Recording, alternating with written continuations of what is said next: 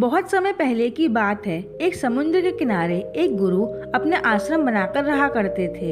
हजारों शिष्य उनसे ज्ञान ग्रहण करने के लिए दूर दूर से उनके पास आकर रहते थे। गुरु का ज्ञान देने का तरीका भी बड़ा ही अनूठा था। शुरुआत में वो अपने शिष्यों को उपदेशों के माध्यम से ज्ञान देते थे। उसके बाद वो अपने शिष्यों को उस ज्ञान का अनुसरण करने के लिए कहते थे। उस ज्ञान को अपने जीवन में व्यवहारिक रूप में उतारने को कहते थे। एक बार उस आश्रम में एक सम्राट अपने बेटे को लेकर पहुंचा। उस सम्राट ने उस गुरु से प्रार्थना की कि आप मेरे बेटे को अपने आश्रम में रहने दीजिए और अपने तरीके से उसे ज्ञान दीजिए। उसे इस आश्रम में बिल्कुल भी ऐसा नहीं लगना चाहिए कि वो किसी सम्राट का बेटा है। उसे बिल्कुल साधारण शिष्यों की तरह ही ज्ञान देने का कृपा करे। गुरु ने मुस्कुराते हुए कहा, सम्राट, ज्ञान इसी तरीके से लिया जा सकता है। अगर तुम अपने आप को दूसरों से बड़ा समझोगे तो तुम ज्ञान ग्रहण नहीं कर पाओगे। अगर तुम्हें ज्ञान ग्रहण करना है तो तुम्हें दूसरों की तरह अपने आप को साधारण समझना होगा। यही ज्ञान ग्रहण करने की सबसे पहली सीढ़ी होती है। तुम निश्चिंत रहो, आज से तुम्हारे बेटे की जिम्मेदारी मेरे कंधों पर है। यह कहकर गुरु सम्राट के बेटे को अपने साथ लेकर समुद्र के किनारे टहलने के लिए निकल गए। आश्रम के बाकी सभी बच्चे उस सम्राट को देख रहे थे। सम्राट अपने बेटे को अपने रथ पर बिठाकर लाया था, जिससे सभी बच्चे समझ गए थे कि यह लड़का सम्राट का बेटा है। इसी वजह से आश्रम के सभी बच्चे सम्राट के बेटे की तरफ आकर्षित हो गए थे। जब गुरु सम्राट के बेटे को लेकर समुद्र के किनारे पर टहल रहे थे तो सम्राट का बेटा अचानक फूट फूट कर रोने लगा, क्योंकि अभी वह सिर्फ 12 वर्ष का था और 12 वर्ष की आयु में उसके पिता उसे अपने से दूर छोड़कर चले गए थे। यह सदमा वो बच्चा सहन नहीं कर पा रहा था।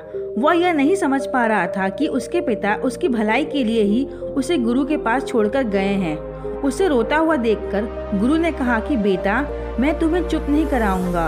हो सकता है कि आज मैं तुम्हारे आंसू पोंछ लूं, लेकिन कल फिर तुम अपने आप को अकेला पाओगे। याद रखना, जीवन में इंसान अकेला आता है और अकेला ही जाता है। जितनी जल्दी जो इंसान इस बात को समझ लेता है वह उतनी जल्दी आत्मज्ञान के रास्ते पर निकल पड़ता है। गुरु ने अपनी बात आगे बढ़ाते हुए कहा कि जो इंसान अकेला रहना सीख लेता है वही खुद से प्यार कर पाता है, और जो खुद से प्यार करना जानता है वह किसी के भी जाने का अफसोस नहीं करता, क्योंकि वह खुद से प्यार करता है। धीरे धीरे तुम आश्रम के माहौल में ढल जाओगे। शुरुआत में तुम्हें समस्या आ सकती है, लेकिन कुछ दिनों के बाद तुम इसे आत्मसात कर लोगे। उसके बाद तुम्हें यही जगह बहुत अच्छी लगने लगेगी। ये जगह तुम्हें अपने महल जैसे लगने लगेगी। संध्या हो चली थी। समुद्र के दूसरे छोर पर सूरज छिपने लगा था और अपनी लालिमा पूरे आसमान में बिखेर रहा था। बड़ा ही सुंदर दृश्य था और गुरु उस शिष्य को अपने साथ लेकर आश्रम में वापस लौट आए। उस शिष्य को भी थोड़ी संतावना मिली, क्योंकि गुरु की आंखों में एक अभूतपूर्व शांति झलक रही थी। जब हम किसी एकांतवासी गुरु की आंखों में वह शांति देख लेते हैं तो हमारे हृदय से भी सारा भार हट जाता है, मन एकदम निर्मल हो जाता है। जब सम्राट का बेटा रात्रि का भोजन करने के लिए भोजन कक्ष में पहुंचा तो आसपास के सभी शिष्य उसके पास आने लगे। उन सभी को पता था कि ये सम्राट का बेटा है और अगर हम इससे दोस्ती कर लेते हैं तो इससे हमारा फायदा होने वाला है। यही सोचकर आश्रम के ज्यादातर बच्चों ने उसे घेर लिया था। बस कुछ बच्चे जो अकेले रहने का महत्व समझते थे, जो दिखावे में विश्वास नहीं करते थे, वह उस सम्राट के बेटे के पास जाने की बजाय अपना पूरा ध्यान खाने पर लगा रहे थे और एकांत में बैठकर अपना भोजन कर रहे थे। कुछ दिनों के बाद सम्राट के बेटे की आश्रम के ज्यादातर बच्चों के साथ दोस्ती हो गई। अब वह आश्रम में उन बच्चों के साथ घूमता, उन्हीं के साथ अपना ज्यादातर समय बिताता। आखिरकार सम्राट का बेटा था, सुख सुविधाओं में पला बड़ा था। आसपास बहुत से दास और दासियां होते थे। आसपास अपने मित्रों से घिरे होना वही दिनचर्या उसने आश्रम में भी अपना ली थी। ऐसा नहीं था कि गुरु को यह सब पता नहीं था, पर गुरु उसे अलग तरीके से ज्ञान देना चाहते थे। बच्चों को ज्ञान आप उपदेश देकर नहीं दे सकते, उन्हें साक्षात्कार कराना पड़ता है। उसके बाद उन्हें वो बात समझ आती है जो आप समझाना चाहते हैं। गुरु को यह बात पता थी कि अगर मैं इसे बोलकर बताऊंगा तो यह कभी नहीं समझ पाएगा। मुझे इसे दिखाना पड़ेगा, इसे एहसास कराना पड़ेगा कि अकेले रहने से ही तुम अपनी शक्तियों को जान पाओगे। यही सीख देने के लिए गुरु एक दिन उस शिष्य को अपने साथ एक पहाड़ी की चोटी पर ले गए। पहाड़ी पर पहुंचकर गुरु ने उस शिष्य को कहा, अब तुम्हारा ज्ञान पूरा हो चुका है, बस एक आखिरी रात तुम्हें यहाँ पर बितानी होगी। उसके बाद अगले दिन शाम को मैं तुम्हारे राजमहल में तुम्हें पहुँचा दूंगा। वो बच्चा यह सुनकर बड़ा खुश हो गया कि अब मैं वापस अपने राजमहल जाऊंगा। फिर से मेरे दास और दासियाँ, सारी भोग की वस्तुएं मेरे पास होंगी। उस शिष्य ने गुरु से पूछा, गुरुजी, मुझे आज रात आप यहाँ पहाड़ी पर क्यों छोड़ रहे हैं? आखिर मुझे कौन सा आखिरी ज्ञान यहाँ मिलेगा? गुरु ने मुस्कुराते हुए कहा, यहाँ पर चट्टान के पीछे तुम्हें छुप कर बैठना होगा। यहाँ पर रोज रात को एक बाज आता है, तुम्हें उस बाज को देखना होगा, बड़े गौर से देखना होगा, उसकी हर गतिविधि को देखना होगा और उस बाज को देखने के बाद अगले दिन अगर तुम उस बाज की खूबियाँ मुझे बता पाए तो मैं तुम्हें राजमहल वापस भिजवा दूंगा। और हाँ, सुबह आने से पहले एक बात पर और ध्यान देना, एक चरवाहा यहाँ पर अपनी भेड़ों को चराने के लिए आता है, तुम्हें उन भेड़ों की गतिविधियों को भी देखना है। याद रखना, बाज की गतिविधि रात को और भेड़ों की गतिविधि सुबह को। अगर तुम दोनों की गतिविधि ध्यान से देखकर मुझे बता पाए तो तुम इस आश्रम से हमेशा के लिए आज़ाद हो जाओगे, तुम्हारा ज्ञान पूरा हो जाएगा। मैं तुम्हारे पिता को कह दूंगा, यह बच्चा हमारे आश्रम का सबसे ज्ञानी बच्चा है। यह कहकर गुरु अपने आश्रम में वापस लौट आए और वो बच्चा वहीं पर उस चट्टान के पीछे खड़ा उस बाज का इंतजार करने लगा। काफी वक्त बीत जाने के बाद वहां पर एक बाज अपने बच्चों के साथ पहुंचा। सम्राट के बेटे ने पूरी रात उस बाज की गतिविधि बड़े ध्यान पूर्वक देखी और सुबह होने के बाद जब चरवाहा वहां पर अपने भेड़ों को लेकर पहुंचा तो उसने एक अभूतपूर्व दृश्य देखा।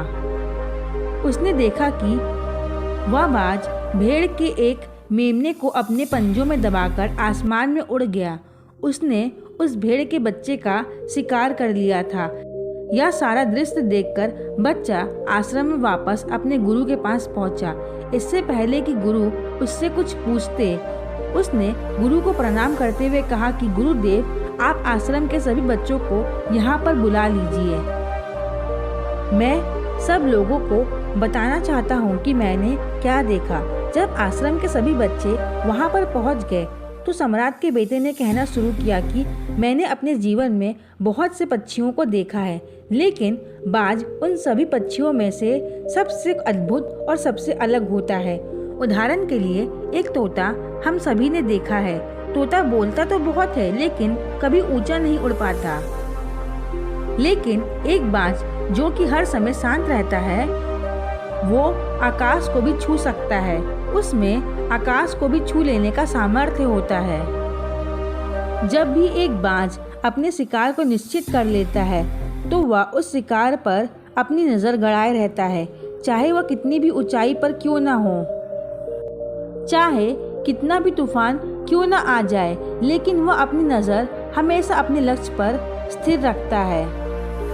आज सुबह जिस बाज को मैंने देखा उसने हर भेड़ को अपना शिकार नहीं बनाया, बल्कि उन भेड़ों के झुंड में से उसने उस भेड़ के मेमने को अपना शिकार बनाया।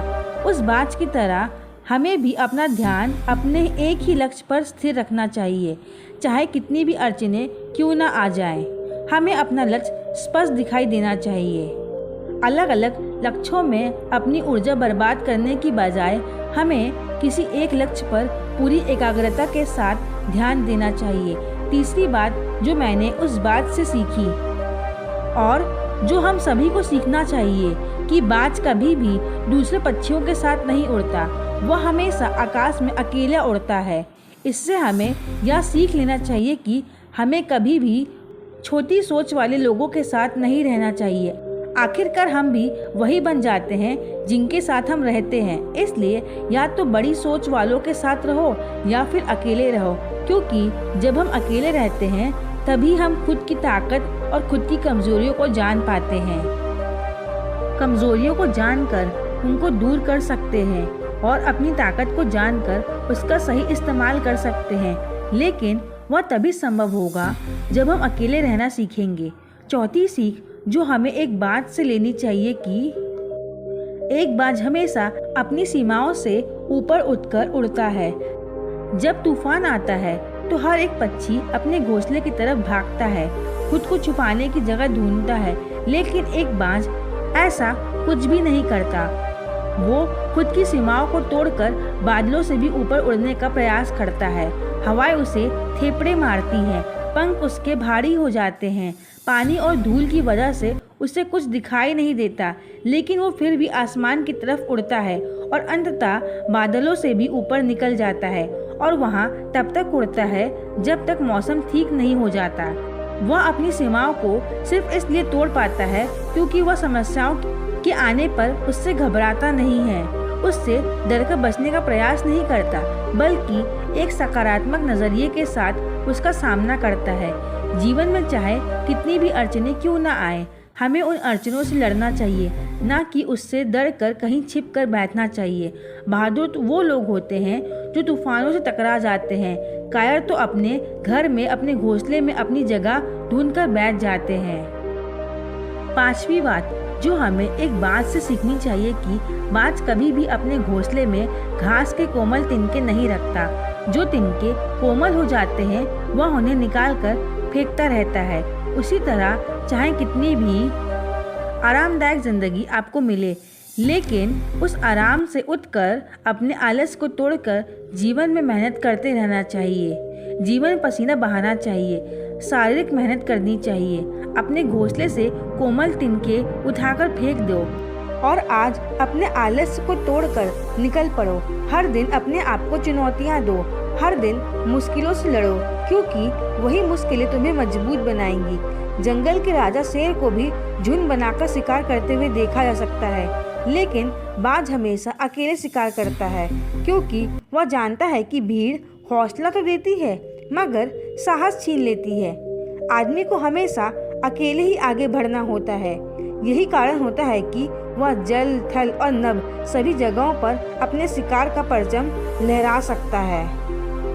बाज की उम्र लगभग 70 साल की होती है, लेकिन 40 साल में ही उसका शरीर बूढ़ा हो जाता है। नाखून उसके पैरों में धंसने लगते हैं, पंख उसके शरीर में चिपक जाते हैं, उसकी चोंच मुड़ जाती है, उसका शरीर भारी हो जाता है। ऐसी स्थिति में शिकार करना तो दूर, उड़ने की भी हालत नहीं रहती है। ऐसे में उसके पास सिर्फ 2 विकल्प होते हैं। पहला, या तो खुद के इस अवस्था को स्वीकार कर ले और भूखा प्यासा मर जाए, या किसी दूसरे जानवर का शिकार बन जाए। और दूसरा विकल्प यह होता है कि 6 महीने एक बहुत ही दर्दनाक प्रक्रिया से गुजरे और खुद को फिर से पहले जैसा मजबूत बना ले। लेकिन बाज तो बाज है, वह दूसरा विकल्प ही चुनता है। इसके लिए वह खुद को एक बहुत ही ऊंचे पहाड़ पर ले जाता है, जहां वह पहले अपने चोंच से अपने सारे पंख खींच कर उखाड़ देता है और फिर चट्टान पर पैर मार मार कर अपने पंजे तोड़ देता है। उसके बाद उसी चट्टान पर अपनी चोंच को पटक पटक कर तोड़ देता है और इस लहूलुहान अवस्था में खुद को दूसरे जानवरों से छुपाता फिरता है। अगले 6 महीनों तक वो इस दर्दनाक प्रक्रिया से गुजरता है और इंतजार करता है नई चोंच, नए पंख और नए पंजों का। तब वह फिर अपनी नई जिंदगी की शुरुआत करता है और निकल पड़ता है अपने शिकार पर। अगले 3 सालों के लिए और फिर अगले 30 सालों तक राज करता है। इसलिए समय आने पर हमें भी अपनी पुरानी आदतों को छोड़ना पड़ता है, कुछ नया सीखना पड़ता है, समय के साथ बदलना पड़ता है, अपने आप को तैयार करना पड़ता है, वरना हमारा भी शिकार हो सकता है, हम भी पीछे रह सकते हैं। इसके बाद सम्राट के बेटे ने भेड़ों की विशेषता बताते हुए कहा, भेड़ हमेशा झुंड में चलती हैं। उन्हें झुंड में एक साथ चलने से हिम्मत मिलती है, लेकिन जैसे ही उन पर शिकार होता है वैसे ही भीड़ तितर बितर हो जाती है और उस पूरी भीड़ में से एक भी भेड़ अपने साथी की मदद करने के लिए वापस नहीं लौटता। इससे हमें यह सीख मिलती है कि हमारे साथ कितने भी लोग खड़े हो, किसी पर भी यकीन मत करना। यकीन अगर करना है तो खुद पर करना, क्योंकि बुरा समय आने पर वह भीड़ कब तितर बितर हो जाएगी आपको पता नहीं चलेगा। गुरु को प्रणाम करते हुए सम्राट के बेटे ने अपने गुरु से कहा, गुरुदेव, अगर मुझसे कोई सीख रह गई हो तो कृपया आप बताने की कृपा करें।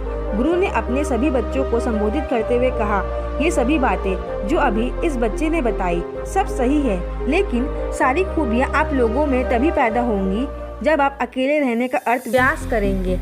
आपने देखा होगा कि बाज कभी भी दूसरे पक्षी के साथ नहीं रहता, ना ही किसी के साथ अपनी जोड़ी बनाता। वह आसमान में अकेले उड़ता है और अकेले उड़ने की वजह से वह अपनी ताकत और अपनी कमजोरियों को जान पाता है। इसके बाद गुरु ने अपनी बात खत्म करते हुए कहा कि मैं आज रात इस सम्राट के बेटे को इसके राजमहल में छोड़ने के लिए जा रहा हूँ, क्योंकि इसकी सीख यहाँ पर पूरी हो गई है। यह कहकर गुरु सम्राट के बेटे का हाथ पकड़कर राजमहल की तरफ रवाना हो गए और बाकी के सभी बच्चे उन्हें पीछे से जाते हुए देखते रहे। दोस्तों, इस वीडियो में बस इतना ही। दोस्तों, आशा करती हूँ कि इस कहानी को सुनकर आपने बहुत कुछ सीखा होगा। तब मिलते हैं नेक्स्ट वीडियो में। तब तक के लिए खुश रहें, अपना ख्याल रखें, हमेशा मुस्कुराते रहें।